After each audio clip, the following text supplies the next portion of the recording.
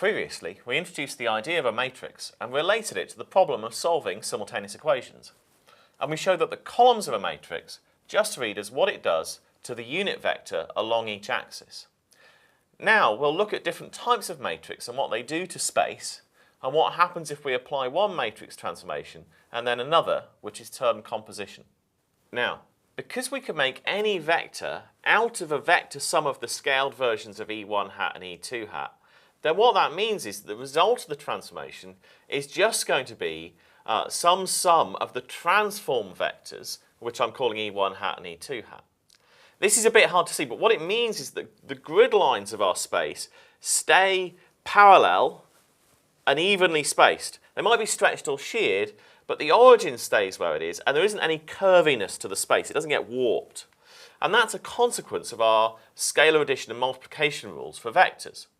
So that is, if I write down the matrix as capital A, and the vector it's transforming as R, whatever it was, A, B in our apples and bananas problem, and that gives me some altered version. We said it was 813 before, but I'm going to call it R transformed or R prime. Then we can look at what happens if I do algebra with it.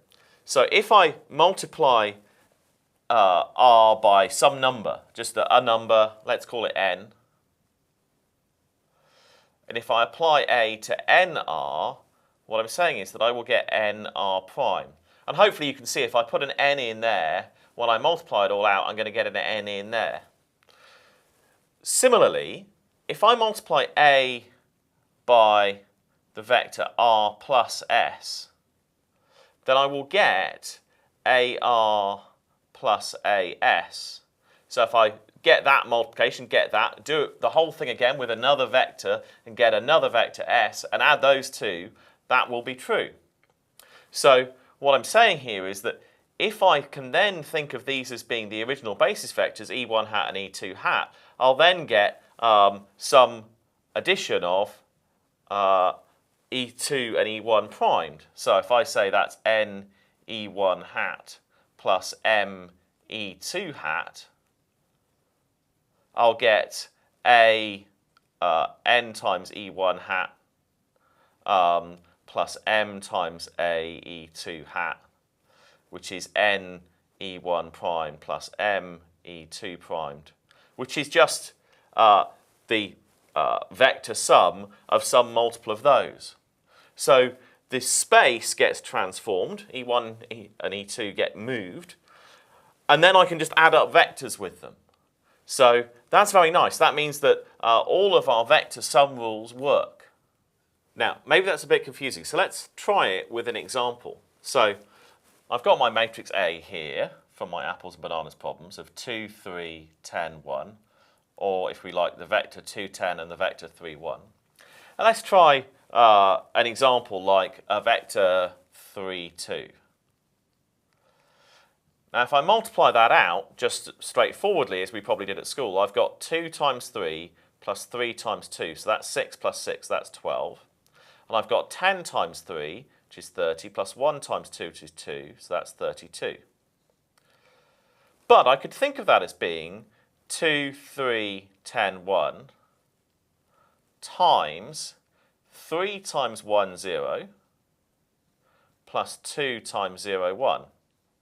That is 3 of E1 hat and 2 of E2 hat in a vector sum. Now, I can take the 3 out, so that's 3 times 2, 3, 10, 1 times 1, 0, plus 2 times 2, 3, 10, 1 times 0, 1. And this, we know that this is what happens from E1 hat to get to E1 prime here. So that's 3 times 2, 10. And that's 2 times what happens to E2 hat, and that goes to 3, 1. So that gives us 6 plus 6 is 12, and 30 plus 2 is 32. So it really is true.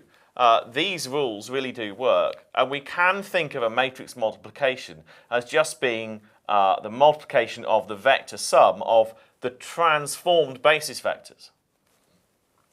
So pause them for a moment and try that maybe with an example of your own and verify that that really does work, because that's really quite deep. This matrix just tells us where the basis vectors go. That's the transformation it does. It's not a complicated multiplying out thing. We don't need to worry about the mechanics of doing the sum. We can just think of it in terms of what it does to vectors in the space.